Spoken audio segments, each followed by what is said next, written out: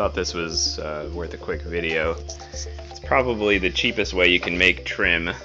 I needed 1-inch base to cover a 3/4 inch gap, and I know the lighting is horrible. This is nighttime, but this is pretty decent trim quality, and I basically cut 2 of these per 2x4, and I used 10 10-foot 2x4s, which was a little bit difficult to handle, but essentially what I did was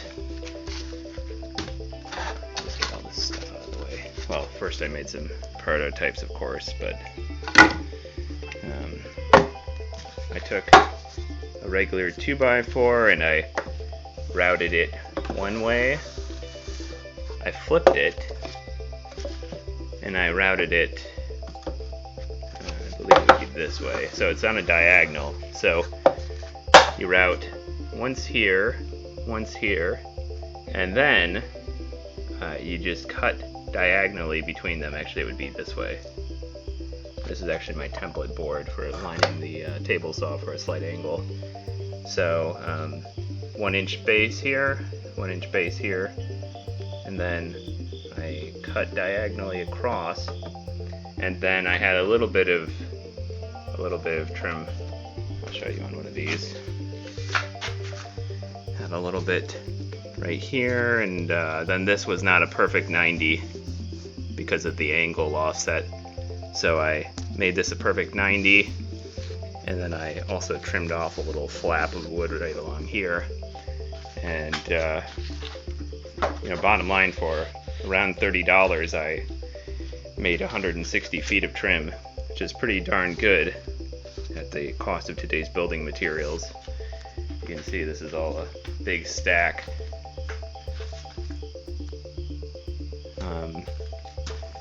The only problem is I didn't figure it all out in time to do it perfectly on all of them. Probably I have like 95% perfect, but I have some little mistakes, so some of these boards will be cut at certain areas to hide these mistakes.